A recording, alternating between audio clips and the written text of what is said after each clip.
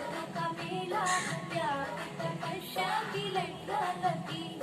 प्रभु ने गाना है संयम पे नाना, चौमासे की घर घर में धूम मची।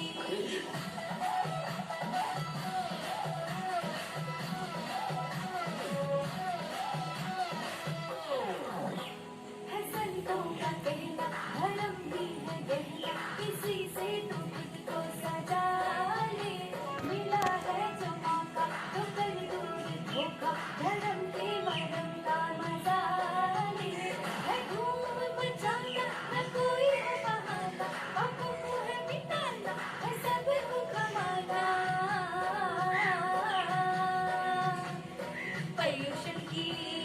पर्युषण की बेला है भक्तों का मेला, त्याग तपस्या की लैला लगी। प्रभु ने गाना है संयम पे नाना, चौमासे की घड़ी घड़ी में धूम मची।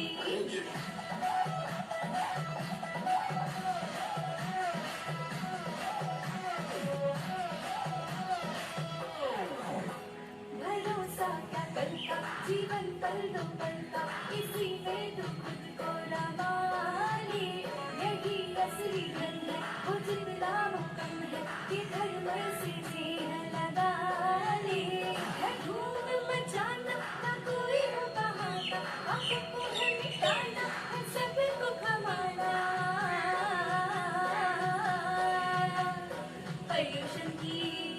पर्युषण की बेला है भक्तों का मेला, त्याग तपस्या की लैला लगी। प्रभु गुण गाना है संयम पे नाना, चौमासे की घर घर में धूम मची।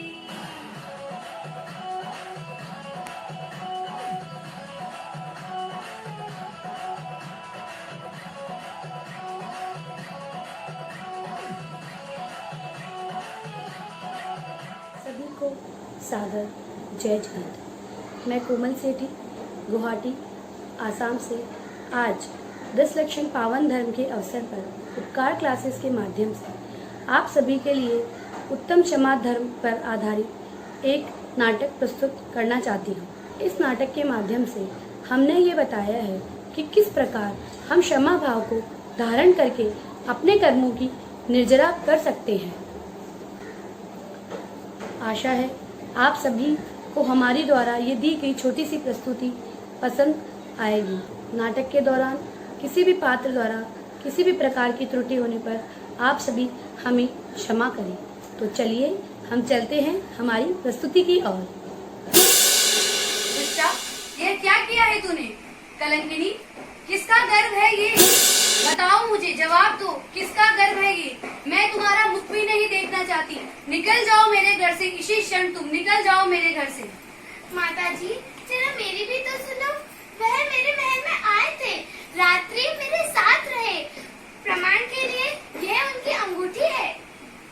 मेरा पुत्र कौन पिछले 22 वर्षों से तुम्हारे निकट भी नहीं आया और तुम ये कहना चाहती हो कि ये उसका गर्व है? झूठी कहीं की जबान चलाती हो, मुझसे झूठ बोलती हो। इस सभी कुकृत्य में तुम्हारी सखी बसंत तलिका ने ही तुम्हारा साथ दिया है ना? झूठ कहती हो तुम ये सभी। निकल जाओ तुम दोनों मेरे घर से इसी क्षण, तुम दोनों मेरे घर से निकल जाओ। मैं तुम लोगों का मुख भी नहीं देखना चाहती हूँ।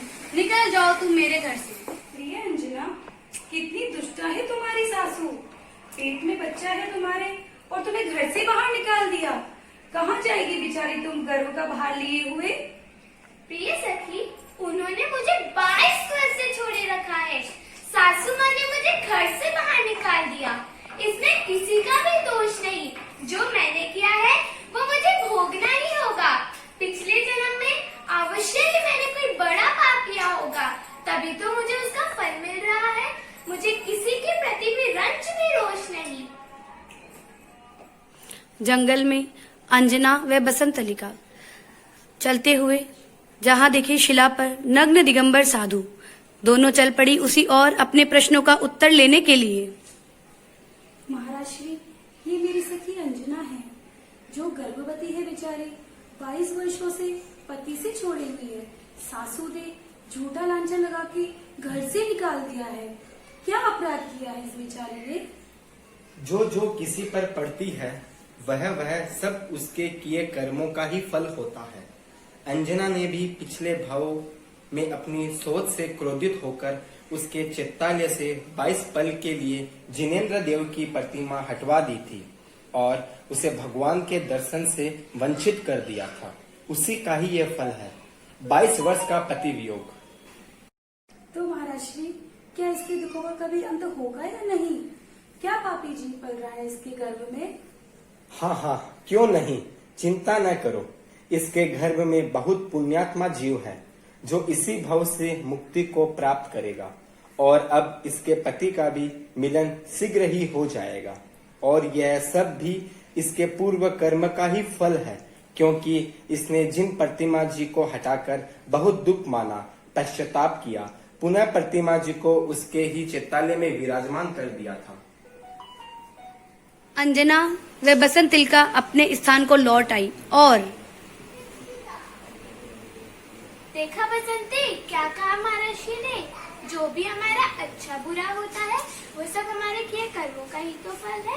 फिर क्यों किसी पर क्रोध करना, क्यों किसी पर दोषारोपण करना? सही कहा सखी, प्रसूति का समय हो गया है, चलो अब गुफा में।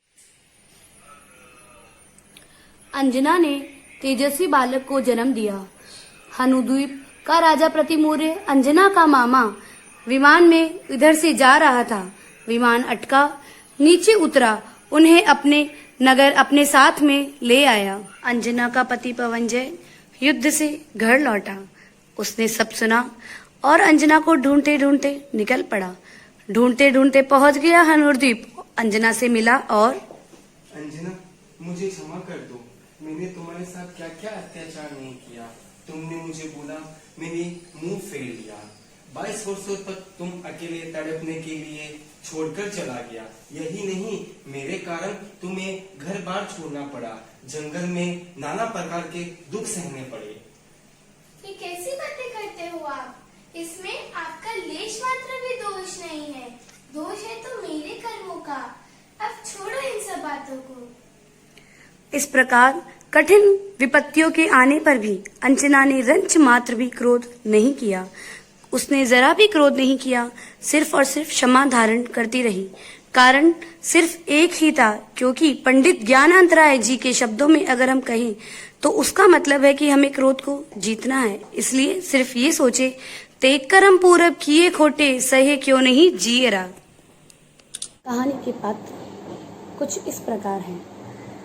राजरानी कोमल सेठी, रानी अंजना, वंशिका सेठ, रानी की परम मित्र एवं दासी बसंत तिलका, पूजा सेठी, राजा पवनजय, ऋषभ सेठ, अंजना के मामाश्री रुद्राक्ष, राजकुमार याशी सेठी। हमने देखा कि किस प्रकार रानी अंजना ने क्षमा को धारण किए हुए रखा तथा अपने कर्मों की निर्जरा की। इस कथा से हमें ये सीख मिलती है कि हमें अपने कर्मों को बंद काटना ही है। अतः हमें क्षमा धारण करते हुए अपने कर्मों की निर्जरा करनी चाहिए।